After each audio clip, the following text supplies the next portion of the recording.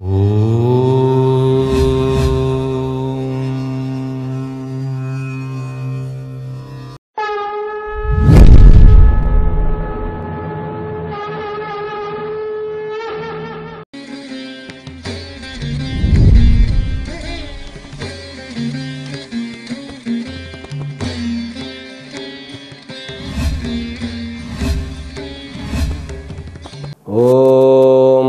गणानान्त्वा गणपतिगुं हवामहे कविं कवीनामुपमश्रवस्तमं ज्येष्ठराजं ब्रह्मणां ब्रह्मणस्पत आनः शृण्वन्नोतिभिः सेदसादनम् ॐ श्रीमहागणपतये नमो नमः। ॐ प्रपन्नपारिजाताय तोत्रवेत्रैकपाणये ज्ञानमुद्राय कृष्णाय गीतामृतदुहे नमः।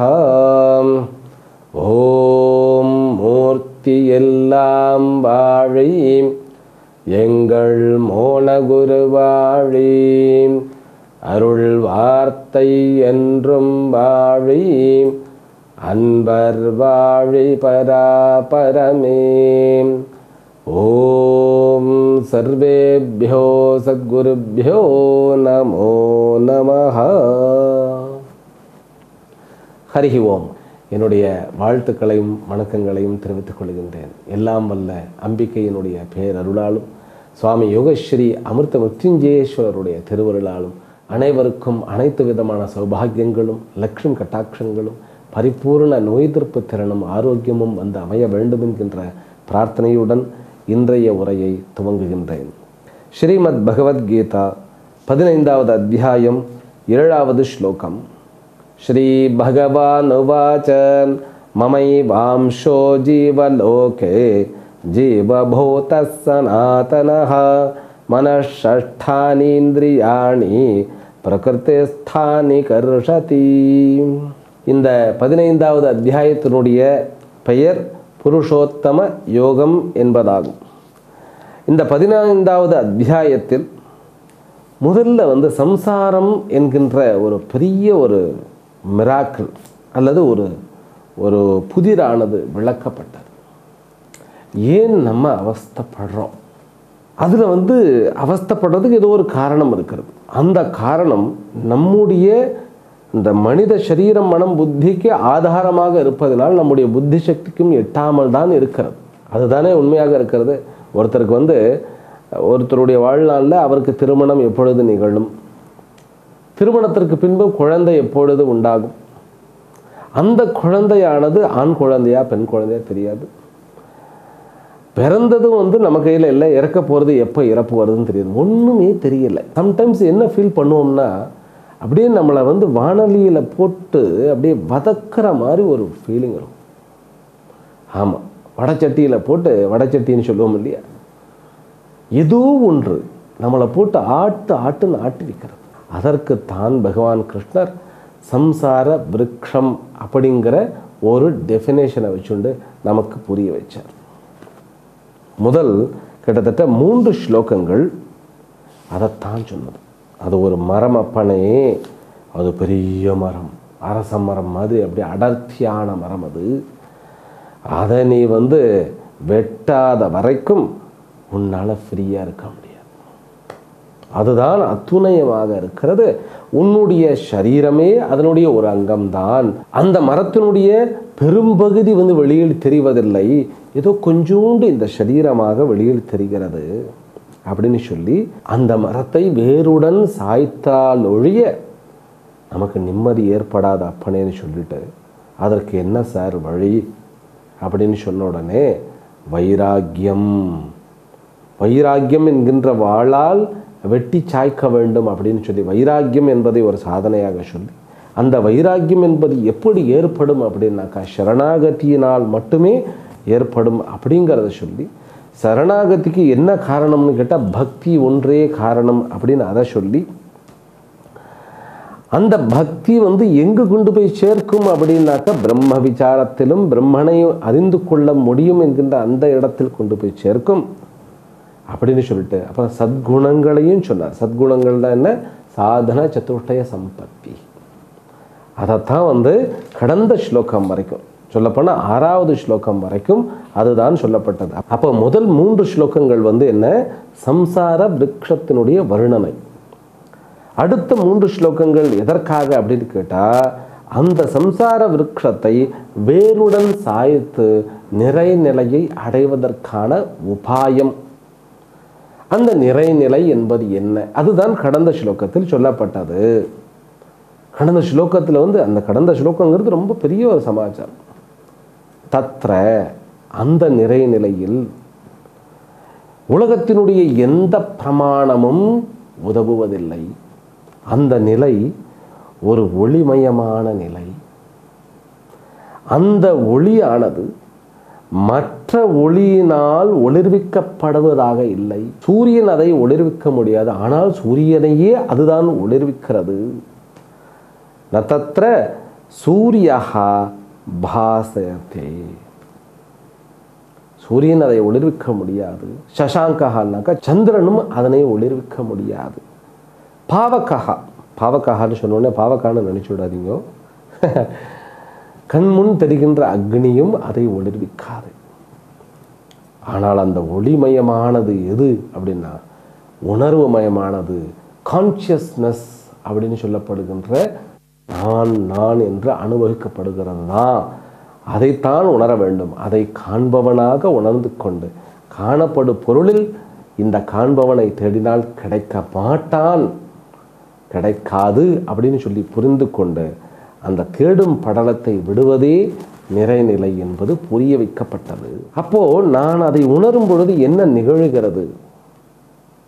நான் தான் அந்த பரவஸ்து அப்படின்னு சொல்லி உணரும் பொழுது என்ன நடக்கப் போகிறது அப்படிங்கிறது தான் இந்த 7வது ஸ்லோகத்திலிருந்து 11வது ஸ்லோகம் வரைக்கும் சொல்லப்படக்கூடிய அந்த ஐக்கிய பதமான அர்த்தங்கள்.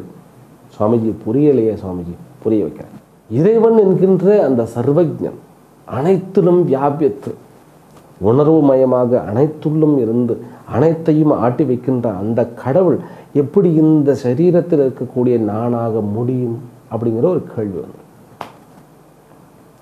நான் அல்பஜ்ஞன், அவன் சர்வஜன். அல்பஜ்ஞன் இங்கே சர்வஜன். அல்பஜ்ஞன்னா எனக்கு கொஞ்சம் தான் தெரியும், அவருக்கு அவ்வளவும் தெரியும். நான் அல்பசக்திமான், அவர் சர்வசக்திமான். இந்த இங்கிலீஷில் ஆம்னி பொட்டன்ட், ஆம்னிஷியன்ட் அப்படின்லாம் வார்த்தைகள் இருக்கு. we are limited, too limited. இது எப்படியா சாத்தியம்? பகவானே சொல்றார், அது சாத்தியம் அப்பானே.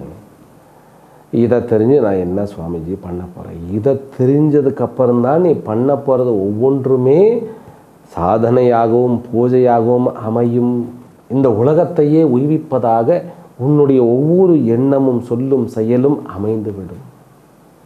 அதனால் மோட்ச நிலை என்பது எப்படி உள்ளுக்குள்ளே நிகழ்த்தப்படுகிறது, உணரப்படுகிறது அப்படிங்கிறத இங்கே சொல்லுகிறார். இது நான் சொல்கிறது கொஞ்சம் வித்தியாசமாக நான் ப்ரெசென்ட் பண்ணுறேன். வேதாந்த ரீதியாக வந்து நான் சொல்லணுன்னாக்கா சிதாபாசனுக்கும், அதாவது சிதாபாசன்னாக்கா பிரதிபிம்ப சைத்தன்யத்திற்கும் அவித்யா சகித பிரதிபிம்ப சைத்தன்யத்திற்கும் அல்லது அவித்யா ப்ளஸ் பிரதிபிம்ப சைத்தன்யம் சைத்தன்யம் இஸ் ஈக்குவல் டு ஜீவன் சொன்னால் அப்படியே தலை சுற்றிடும். ஜீவன் என்பவர் யார்? பிரம்மன் ப்ளஸ் பிரம்ம பிரதிபிம்ப சைத்தன்யம் ப்ளஸ் அவித்யா. ஈஸ்வரன் என்பவர் யார்? பிரம்மன் ப்ளஸ் பிரம்ம பிரதிபிம்ப சைத்தன்யம் ப்ளஸ் மாயா. இப்படிலாம் சொன்னால் அப்படியே அப்படியே காதில் புகை போகிற மாதிரி இருக்கும். ரொம்ப சிம்பிள். இந்த சரீரம் மனம் புத்தி பிறந்து இறக்கக்கூடிய இந்த சரீரம் மனம் புத்தியில் இருக்கக்கூடிய நான், இந்த அண்ட சராச்சரத்தையை இயக்கக்கூடிய ஒரு நான், இந்த ரெண்டு நானுக்கும் நடுவில் என்ன வித்தியாசம்? இது சின்னது, அது வாஸ்ட். அப்போ இந்த ரெண்டு நானும் எப்படி ஒன்றாக முடியும்? அப்போ அந்த பெரிய நான் பார்த்து சொல்கிறது எப்படின்னா, ரெண்டு பானையை எடுத்துக்கோங்க. இந்த எக்ஸாம்பிள் எங்கே கொடுத்தேன்னா 7வது அத்தியாயத்தில் கொடுத்தேன். குட்டி பானை, மண் பானை, மண்ணால் செய்யப்பட்ட குட்டி பானை எடுத்துக்கணும். இப்போ அந்த குட்டி பானையும் பெரிய பானையும் பக்கத்தில் இருக்குது. இந்த பெரிய பானை அப்படி குட்டி பானையை அப்படியே பார்க்கறது கீழே. இந்த குட்டி பானை சின்னோண்டு இருக்கிறதுலேயே அந்த பானை பார்த்துட்டு பயமாக இருக்குது. பெரிய பானையை பார்த்தா பயமாக இருக்கு. எந்த ஊர் தம்பி அப்படிங்கிறது. எங்கே படித்த? பெரிய பானை. நான் இங்கே தான் கொஞ்சம் இந்த கவர்மெண்ட் ஸ்கூலில் படித்தேன். ஓஹோ, தோரணை என்னத்துக்கு வந்திருக்க? இந்த குட்டி பானைக்கு நான் சின்னவன், பெரிய பானைக்கு நான் பெரியவன். ஏன்னா இது சைஸில் பெருசு. இது 1 லிட்டர் பானைன்னு வச்சு கொடுங்க. இது என்னது 100 ml, சின்ன. காம்ப்ளெக்ஸ் இருக்கா இல்லையா? எவ்வளோ லிட்டர் பிடிக்குதோ அவ்வளோ காம்ப்ளெக்ஸ். 1 லிட்டர்னா காம்ப்ளெக்ஸ், 10 லிட்டர்னா மகா காம்ப்ளெக்ஸ், 100 லிட்டர்னாக்கா மகா காம்ப்ளெக்ஸ். அந்த மாதிரி 1 லட்சம் இருந்தால் காம்ப்ளெக்ஸ், 10 லட்சம் இருந்தால் மகா காம்ப்ளெக்ஸ், 1 கோடி ரூபாய் இருந்தால் மகா காம்ப்ளெக்ஸ், 1000 கோடி இருந்தால் காம்ப்ளெக்ஸோ காம்ப்ளெக்ஸ், 100 கோடி இருந்தால் சொல்ல வேண்டியது இல்லை. இந்த பேதம் இருக்கிறது. அப்போ இந்த சின்ன பானை ரொம்ப ஒரு மாதிரி ஆகி அதால் நிற்கக்கூட முடியல, எதிரிலேயே போக முடியல. இந்த பெரிய பானைக்கு எதிரிலேயே போக முடியல. கடைசியில் ஒரு நாள் என்ன ஆயிடுச்சு, நம்ம போக வேண்டாம், இவர் முன்னாடியே வர வேண்டாம் அப்படின்னு நினச்சிட்டு இப்படி திரும்பி இப்படி கான்ஷியஸ் இப்படி தெரிஞ்சிச்சு. பானை எப்படி திரும்பிடுச்சு சுவாமிஜின்னு கேட்க வேண்டாம், இது கதை தான். அட்டென்ஷனை திரும்பிச்சுட்டு அப்படி எப்படா எடுத்துகிட்டு போவாங்க நம்மளை பா அப்படின்னு அந்த பானையை வச்சுட்டு போனவர் எடுத்துகிட்டு போய் 2 பிரித்து வச்சுட்டார். அப்படியே ரொம்ப ரிலீஃபாக இருக்குது, ரொம்ப ரிலீஃபாக இருக்குது. அப்புறம் ஒரு 10 நாள் கழிச்சு மறுபடியும் ஒன்றா வைக்கிறார். ஒன்றா வைக்கிறாருன்னா ஏதோ வேலை, நம்ம அந்த வேலையெல்லாம் ஏன் சொல்லிப்பானே. மறுபடியும் ஒன்றா வச்சுன்னா விற்காதீங்க, என்ன விற்காதீங்க, அங்கே விற்காதீங்க, காம்ப்ளெக்ஸாக இருக்குது அப்படின்னு கத்துது. அந்த பானையை வைத்த நபருக்கு அதெல்லாம் கேட்காது. அப்புறம் ஒரு மாதிரி முகம் சோர்வாக இருந்தது. இந்த பெரிய பானை பார்த்து, என்ன தம்பி, என்ன சமாச்சாரம், என்ன பிரச்சனை அப்படின்னு. இல்லை, எனக்கு ரொம்ப கஷ்டமாக இருக்குது, நம்ம உங்கள் முன்னாடி நிற்கிறதுக்கே என்னால் முடியல, நீங்கள் எவ்வளோ பெரிய ஆள் அப்படி இப்படின்னு சொல்லி புலம்புறது. அப்போ தான் அந்த பெரிய பானையை சொல்லிச்சான், அட அசடு, நான் பெரியவன் நீ சின்னவனுங்கிறதெல்லாம் வெறும் நாம ரூபந்தான், புரியுறதா? ஆனால் உன்னுடைய காரணமும் என்னுடைய காரணமும் ஒன்று தான். மண் என்பதை காரணமாக உடையவன், மண்ணினால் செய்யப்பட்ட நானும் மண் என்பதையே காரணமாக கொண்டவன். அதனால் உனக்கு எனக்கும் பேதம் காரண அவஸ்தையில் இல்லவே இல்லை. ஆமாம், இன்றைக்கி நான் 1 லிட்டர் நான் பிடிக்கிறேன் அப்படின்னாக்கா அதனால் நான் என்னை பெரியவன் நினச்சிக்க கூடாது. நீயும் நானும் ஒன்று தான் பனே. தோற்றத்தில் வேறு, அந்த விவகாரத்தில் வேற்றுமை தெரிந்தாலும் உண்மையில் நாம் இருவரும் ஒன்றே அப்படின்னு சொல்லி அந்த பெரிய பானை சின்ன பானைக்கு சொன்னால் எப்படி இருக்கும், அந்த மாதிரி சொல்லுகிறார். இது ஒரு எக்ஸாம்பிள், சரியா? ஆனால் இங்கே சொல்லப்படுவது என்னன்னு கேட்டால், இது 2ஆக பிரித்து சொல்லப்படுகிறது. ஏனென்றால் ஒரு ஜீவனிடத்தில் 2 அம்சங்கள் இருக்கின்றன. அதே போன்று ஈஸ்வரனிடத்திலும் 2 அம்சங்கள் இருக்கின்றன. ஜீவனிடத்தில் இருக்கக்கூடிய அம்சம் என்ன? ஒரு அம்சம் சேத்தன அம்சம் என்று சொல்லப்படுகிறது, மற்றொன்று ஜட அம்சம், அச்சேத்தன அம்சம். அதே போன்று ஈஸ்வரனிடத்திலும் சேத்தனம் ஜடம் அப்படின்னு 2 அம்சங்கள் இருக்கிறது. இப்போ இந்த சேத்தன அம்சம் அதுக்கு சைத்தன்யம் அப்படின்னு சொல்கிறது உண்டு. அந்த ஒளி என்கின்ற அந்த நான் என்கின்றதை மட்டும் பேசுகிறார். அந்த 2க்கு நடுவில் மட்டும் இப்போ நீயும் நானும் ஒன்று. அப்புறம் ஜட அம்சத்தை எப்போ பேசுவார்னு கேட்டால் அதையும் பேசுவார். எப்போ பேசுவார் அப்படின்னாக்கா 12வது ஸ்லோகத்திலேருந்து 15வது ஸ்லோகம் வரைக்கும் பேசுவார். இப்போ 7வது ஸ்லோகத்திலேருந்து 11வது ஸ்லோகம் வரைக்கும் எதை பேசுகிறார் அப்படின்னாக்கா இந்த கான்ஷியஸ்னஸ் அம்சத்தை மட்டும் பேசுகிறார்.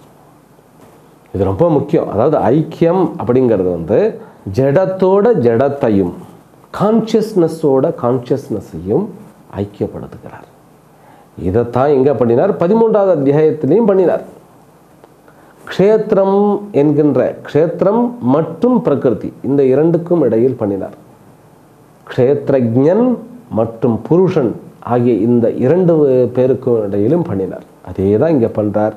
இது கொஞ்சம் சிம்பிளிஃபைடு வெர்ஷன் புரிஞ்சுக்கணும். இது எதற்காக அப்படின்னா, கடந்த ஸ்லோகத்தில் வந்து அந்த நிறைநிலை அடையப்பட்டது இல்லையா, அந்த நிறைநிலை அடையப்படுவது என்பது ஐக்கியமே என்பதை உணர்த்துவதற்காக. அப்போ பிரம்மஞானிகள் எல்லாருக்கும் இது புரிந்திருக்குமா சுவாமிகளேன்னு கேட்டால் கண்டிப்பாக புரிந்து இருக்கும்.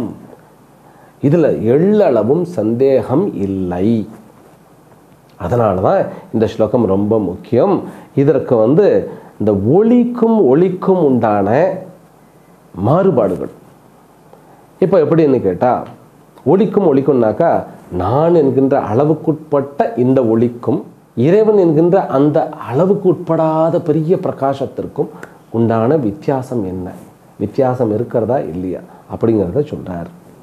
இதற்கு நம்ம ஒரு எக்ஸாம்பிள் எடுத்துப்போம். நான் இப்போ பானை எக்ஸாம்பிளை சொன்னேன், அதற்கு அடுத்த எக்ஸாம்பிள் பானை எக்ஸாம்பிள் வந்து ஜடம் என்னதான் இருந்தாலும் மண்ணு தான், அது ஜடம், அது கூட இங்கே பொருந்தாது. இங்கே எது பொருந்தும்னு கேட்டால் சூரிய வெளிச்சம் இருக்கு சரியா, சூரிய வெளிச்சம் அது வந்து இறைவன்னு வச்சுக்கோங்க, அதுதான் சூரிய வெளிச்சம். எல்லாவற்றையும் எல்லா பக்கமும் வெளிச்சத்தை கொடுக்க வல்லது, பறந்து விரிந்த வெளிச்சம்.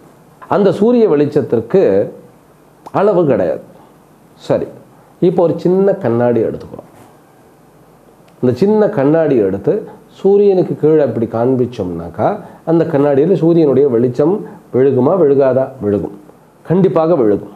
இப்போது இவர் என்ன சொல்கிறார், பகவான் என்ன சொல்கிறார், அப்பனே நீயும் நானும் ஒன்று அப்படிங்கிறார். மமைவ அம்சஹா மமையேவ அம்சஹா ஜீவலோகே ஜீவபூதாக அஸ்தி அப்படிங்கிறார். உனக்குள்ளே இருக்கிற வெளிச்சமே நான் தான்ப்பா, உனக்குள்ளே இருக்கிற அந்த குட்டி வெளிச்சமே குட்டி நானே நான் தான்ப்பா அப்படின்னு சொல்கிறார். எப்படி? சூரியன் சொல்கிறார், உன் கண்ணாடிக்குள்ளே இருக்கக்கூடிய அந்த சூரியன் இருக்கு இல்லையா, வெளிச்சம் இருக்கு இல்லையா, அது நான் தான் அப்பனே. உண்மை தானே? ஆனால் நம்ம என்ன நினைக்கிறோம், அந்த கண்ணாடி எடுத்துகிட்டு என்ன பண்ணுறோம், ஒரு இருட்டு அறைக்குள்ளே இந்த கண்ணாடி இப்படி காமிக்கும் பொழுது என்ன ஆகிடுது, அந்த இருட்டு அறையானது வெளிச்சம் அடைகிறது. இப்போ இந்த கண்ணாடி என்ன நினைச்சுடுதான், நான் வெளிச்சப்படுத்துகிறேன் அப்படின்னு நினைக்கிறேன். இப்போ அந்த இருட்டு அறையை, அதாவது வந்து அந்த டார்க்காக இருந்ததில் அந்த டார்க்னஸை வந்து எது கிளியர் பண்ணது? கண்ணாடி தான் அந்த வெளிச்சத்தை வந்து உண்டாக்கியதா அப்படின்னு வந்து கேட்டால் டவுட். கண்ணாடிக்குள்ளே இருக்கக்கூடிய வெளிச்சமா? நீங்கள் கண்ணாடிக்குள்ளே இருக்கக்கூடிய வெளிச்சம்தான் அதை ஒளிர்வித்தது அப்படின்னா அப்போ சூரியனுடைய வெளிச்சம் என்பது இங்கு தேவையில்லைன்னு ஆகிடும். ரைட்டா? சூரியனுடைய வெளிச்சம் என்பது தேவையில்லை, கண்ணாடிக்குள்ளே சொப்பிரகாசமாக இருக்கிறதுன்னு அர்த்தம். கடன் வாங்கியதல்ல, கண்ணாடிக்கிட்டேயே வெளிச்சம் இருக்குதுன்னு அர்த்தம். இல்லை சார், கண்ணாடி மட்டும்தான் வெளிச்சப்படுத்துதுன்னாக்கா இரவில் ட்ரை பண்ணி பாருங்கள், வெளிச்சப்படுத்தாது. அந்த கண்ணாடி மாதிரி தான் நம்முடைய சரீரம், மனம், புத்தி, ரிஃப்ளெக்டட் மீடியம். நமக்குள்ளே இருக்கக்கூடிய அந்த வெளிச்சம் இருக்கு இல்லையா, நான் என்கின்ற உணர்வு, அது கண்ணாடியில் இருக்கக்கூடிய சூரியனுடைய பிம்பத்திற்கு சமம். அப்போ சூரியனுடைய அந்த பிம்பம், அந்த ஒளி வந்து நமக்குள்ள அந்த கண்ணாடிக்கு ஏற்ற குறுகிய அளவு சூரியன் மாதிரியே இருக்கும், முழுமையாக சூரியன் மாதிரியே இருக்கும், ஆனால் குட்டி சூரியன். இப்போ அவ்வளோ பெரிய சூரியனை வந்து குட்டி சூரியனாக கண்ணாடி மாற்றிடுச்சா, இல்லை சூரியனே குட்டியாக மாறி இன்னொரு சூரியன் வந்துட்டாரா? இன்னும் இந்த கண்ணாடியை உடைச்சோன்னு வச்சுக்கோங்களேன், சுக்கலாக உடைச்சோம்னாக்கா 1000 சுக்கலாக உடைச்சோம்னு வச்சுக்கோங்களேன், அந்த 1000 பீங்கான்லேயும் என்ன இருக்கும், குட்டி குட்டி குட்டி குட்டி சூரியன் இருக்கும். அது யாருடைய அந்த அற்புதம் அப்படின்னாக்கா இந்த சரீரத்தினுடைய அற்புதம். கண்ணாடியினுடைய அற்புதம் தானே, அதே மாதிரி இந்த சரீரம், அதுதான் பிரகிருதி. இந்த பிரகிருதிக்கு அந்த ஒரு பரம்பொருளை, எங்கும் நீக்கமற நிறைந்திருக்கக்கூடிய பரம்பொருளை, அதனுடைய அம்சம் வந்து அப்படியே மினிமைஸ் பண்ணி மேக்ரோவை மைக்ரோவாக காண்பிக்க முடிகிறது.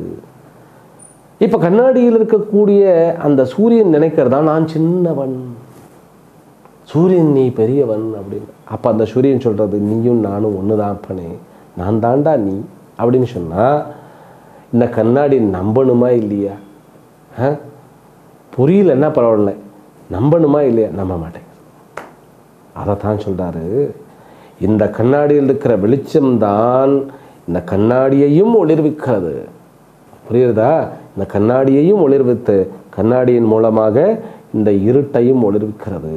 அதே போல் எங்கும் நீக்கமர நிறைந்திருக்கக்கூடிய அந்த பிரம்மனே இறைவனுடைய வடிவாக என்னுள் ஒளிர்வித்து இங்கு இருக்கக்கூடிய இருட்டை போக்கி, இருட்டு ரூம்னா என்ன, இந்த சரீரம் தான், இருட்டை போக்கி இங்கு இருக்கக்கூடிய கர்ம பலனை வெளிச்சமிட்டு காண்பிக்கிறது. புரியுதா? அப்போ தவறுதலாக நான் என்ன நினச்சி விட்றேன், நான் தான் ஒளிர்விக்கிறேன்னு சொல்லி நினைக்கும் பொழுது அகங்காரம் மமக்காரம் எல்லாம் வந்துடுது. அப்போ தான் நான் செய்கிறேன், நான் பார்க்குறேன், நான் தூங்குறேன். நீ எங்கேயா செய்கிற? நீ எங்கே பார்க்குற? பார்க்கறது இறைவன். அந்த கண்ணாடி சொல்லுது, நான் தான் பார்க்குறேன், நான் தான் பார்க்குறேன், நான் தான் பார்க்குறேன், நான் தான் வெளிச்சம் போடுறேன். பார்க்குறேன்னு என்ன, வெளிச்சம் இடுகிறாய். இந்த கண்ணுக்கு வெளிச்சத்தை ஊட்டுவது அந்த பரம்பொருள். அதனால தான் நதத்திர சூரியோ பாதி, சூரியனே பாசயத்து, ந பாசயத்தே ந பாதி. அந்த ரெண்டு வெர்புக்கும் வித்தியாசம் இருக்குது. பாத்தி வேற, பாசயத்தி வேற. சூரியன் ஒளிர்வதும் இல்லை, ஒளியூட்டுவதும் இல்லை. சூரியனை ஒளிர்விப்பது இந்த பரம்பொருள்.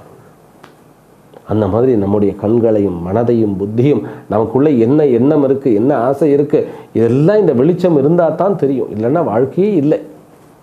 வாழ்க்கை என்பது இருட்டு. இந்த ஒரு நான் என்கின்ற இந்த ஒளிமயமான இந்த ஒரு பொருள் இல்லைன்னு வச்சுக்கோங்களேன், அதை மட்டும் நீங்கள் சரீரத்திலேருந்து உறிஞ்சி எடுத்துருங்க, அதை மட்டும் இந்த உலகத்துலேருந்து உறிஞ்சி எடுத்துருங்க, ஒன்றுமே இருக்காது. என்ன சுவாமிஜி சொல்கிறாரு, நமக்கு புரியலையே அப்படின்னாக்கா, புரிகிற மாதிரி சொல்கிறேன். கனவு, நம்ம கனவு காணும் பொழுது, இப்போ ஒருத்தர் கனவு காண்றார், நம்மளை ஏன் உதாரணமாக எடுப்பானே, ஒருத்தர் கனவு காண்றார். அந்த கனவில் அவர் அப்படியே பறந்து விரிந்த அந்த இமயமலைக்கு பக்கத்தில் போயிட்டுருக்கிறார். அப்படியே இமயமலையில் சூரியன் ஒரு பக்கம் தகிச்சாலும் இந்த பக்கம் அப்படியே பனி படர்ந்த மலைகளை பார்த்து அப்படியே அழகாக இருக்கிறது, ரம்மியமாக இருக்கிறது. இதுவே இறைவன்னு தோன்றுகிறது. கங்கை ஒரு பக்கம் அப்படியே கங்கை வெயில் காலத்துலேயும் சூடு ஆகவே ஆகாது. அது என்ன, கிளேசியர், எல்லாம் ஐஸ் தண்ணி இல்லையா, அது அப்படி சில்லுன்னு இருக்கக்கூடிய கங்கையை பார்க்கிறார். அந்த செடி கொடி மரங்கள் இவைகள்லாம் பார்க்கிறார்.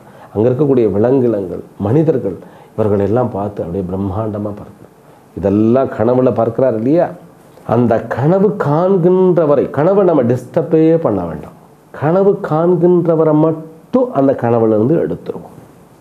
என்ன மிச்சம் இருக்கும்? கனவு காண்பவரை நம்ம அந்த கனவுலேருந்து எடுத்துட்டோம்னா கனவு அது பாட்டி நடக்கணும் இல்லையா? இமயமலை இருக்கணும், கங்கை இருக்கணும், எல்லாம் இருக்கணும் இல்லையா? எங்கே போகிறது? அப்படித்தான் இந்த நான் இருப்பதனால தான் நம்முடைய உலகமானது வெளிச்சம் அடைகிறது. நம்மால் பேசவோ சிந்திக்கவோ பார்க்கவோ முடிகிறது. இந்த நான் என்பது ஆதாரம். அந்த நானே பரம்பொருளாகிய இறைவன் என்கின்ற நான் அப்படின்னு சொல்லி இறைவனே சொல்கிறார். அதனால தான் அவர் சொல்கிறார், இந்த நான் தான்ப்பா உனக்குள்ளே இருந்துக்கிட்டு உன்னுடைய இந்திரியங்கள் மற்றும் மனம் மற்றும் புத்தி இவைகளை இயக்குபவனாக, அவைகளின் மூலமாக கர்ம பலனை செய்பவனாக, கர்த்தாவாக, போக்தாவாக இருந்து உன்னுடைய வாழ்க்கை என்கின்ற அந்த உழவார பணியை, அதாவது உழவு பணியை நான் தொடர்கின்றேன் அப்படின்ட்டு. அப்போ இறைவன் தான் அனுபவிக்கிறாரா அப்படின்னு கேள்வி வரணும். முதல்ல அந்த அளவுக்காவது புரியணும். இறைவன் தான் அனுபவிக்கிறாரா அப்படின்னு சொல்லி பல இடத்துல சொல்லிட்டார். பர்த்தா போக்தா மகேஸ்வரா, நான் தான் பண்ணி. ஆனால் அந்த நான் சாட்சி பயமாக நான் கண்ணாடியில் இருக்கக்கூடிய அந்த சூரிய ஒளியை மறந்துடவே கூடாது. கண்ணாடியில் இருக்கக்கூடிய சூரியன் மினி சூரியனாக இருந்தாலும் அது அந்த மெகா சூரியனுடைய அதே அம்சம்தான். சுவாமிஜி, அதுதான் சுவாமிஜி ராமானுஜாச்சாரியரும் அதைத்தான் சொல்லுகிறார் அப்படின்னா, ஆமாம், பெரிய ஆச்சாரியர், டவுட்டே கிடையாது. அது மெகா சூரியன், இது மினி சூரியன்னா ரெண்டு சூரியன் அது இல்லை. அதே சூரியனுடைய வெளிச்சம்தான். அதே சூரியனுடைய வெளிச்சம்னு ஏன் சொல்லுவானே, அதே சூரியனுடைய மகிமை தான். இங்கே பிரிவே உண்டாகலை. இந்த கண்ணாடியை டெமாலிஷ் பண்ணிடுறோம். வெளிச்சம் எங்கே போகிறது? அங்கிருந்து வருவதற்கு லட்சக்கணக்கான வருடங்கள் மறுபடியும் இந்த வெளிச்சம் அந்த பிரதிபிம்பத்திலேருந்து இந்த கண்ணாடி மறைஞ்சோன்னே அப்படியே போய் மெர்ஜாகுதான்னு கேட்டேன். அந்த கண்ணாடியில் அது நுழையவும் இல்லை, அதுக்கு பெரிய எஃபர்ட் எல்லாம் ஒன்றும் இல்லை. வெளிச்சம் என்றைக்கும் இருக்கும். கண்ணாடியை காண்பிச்சா வெளிச்சம் தெரியும், கண்ணாடி எடுத்துட்டாலும் அந்த வெளிச்சம் அப்படியே இருக்கும். அந்த மாதிரி இந்த நான் என்பது எங்கும் வியாபித்திருக்கிறது. இந்த கண்ணாடி இருக்கிறதுனால நமக்கு தெரிகிறது, நமக்கு அனுபவம் ஆகிறது. என்னால் பார்க்க முடிகிறது, நான் பார்க்குறேன், சாப்பிட்றேன், பேசுகிறேன், கேட்குறேன் அப்படின்னுலாம் சொல்ல முடிகிறது. அதுதான் இதில் இருக்கக்கூடிய பியூட்டி. புரியுறதா? இந்த ஒரு ஸ்லோகமே ஒரு பெரிய ஸ்லோகம். அது நான் தான்ப்பா நீயா இருக்கேன்னு சொல்கிறேன். என்ன பயம்? அப்போ நான் இல்லையா, அப்போ பகவானா அப்படின்னு சொன்ன உடனே என்ன வரணும்? தெளிவு வரணும், பயம் விலகணும். ஆனால் நமக்கு என்ன வந்துடுதுன்னு கேட்டால் சுப்பீரியாரிட்டி காம்ப்ளெக்ஸ் வந்துடும். சில பேருக்குலாம் நான் தான் கடவுள் அப்படின்னு, அது அந்த எக்ஸ்ட்ரீமுக்கு போயாச்சு. இன்னொருத்தருக்கு அதெல்லாம் எப்படி சாத்தியம்? அவ சர்வஜ, அவரை பற்றி பேசக்கூட தகுதி இல்லை. நம்ம எல்லாம் இறைவனுக்கு பணி செய்தே சாகணும் அப்பனே. இது இந்த எக்ஸ்ட்ரீம். நான் என்பது கடவுள் அப்படின்னு சொல்லி புரிந்து கொண்டால் அன்பு, அருள், பிறகு அபயம் என்பதுதான் இருக்கும். அதுதான் பிரயோஜனமாகும். அடுத்த ஸ்லோகத்தையும் இதையே தொடர்கிறார், படிச்சுடுவோம். ஷரீரம் யதவாப்னோதி யச்சாப்யுத்க்ராமதீஸ்வரஹ கிருஹைத்வைத்தானி சஞ்யாதி வாயுர்கந்தானி வாசயாத். அது மட்டும் இல்லை அப்பனே, நான் தான் நீ, நீயே நான். அதே போல் இந்த பிறப்புக்கும் இறப்புக்கும் இடையில் ஒரு ஓட்டம் இருக்குது பார்த்தியா? அங்கே சொல்கிறார், இந்த பிறப்புக்கும் இறப்புக்கும் இடையில் நான் ஏன் இப்படி காமிக்கிறேன், ஏன் சுவாமிஜிக்கு என்னாச்சு இப்படி காமிக்கிறேன்? இதான் ஓட்டம். இப்படி நம்ம பிறக்காமல் இறக்கிறதுக்கு போராடுறோமா, இல்லை இறக்காமல் இருக்கிறதுக்கு போராடுறோமா? நம்ம போராட வேண்டியது இப்படி. ஆனால் இங்கே சாகாமல் இருக்கணும், சாகாமல் இருக்கணும், சாகாமல் இருக்கணும்னு போய் சாகிறதுக்கே பண்ணிகிட்ருக்கோம். கர்ம பலன் பின்னாடி ஓடுனீன்னாக்கா மறுபடியும் பிறப்பு இறப்பு பிறப்பு இறப்பு தொடர்ந்துட்டு தானே அப்பா இருக்கும். அந்த ஓட்டத்தையே நான் தான் தொடங்கி வைத்தேன். இது என்னது புது கதையாக இருக்குது? உள்ளேயும் நான் தான் இருக்கேன்றார். அப்போ நான் அல்ல, இறைவன். அப்போ இந்த பிறப்பு இறப்பெல்லாம் எங்கே? அதுவும் இறைவன் தானே புரிஞ்சுக்கிடணும். ஆனால் அது இறைவன் சொல்லி எப்படி புரிஞ்சுக்க? மரணம் எப்படி இறைவன் ஆக முடியும்?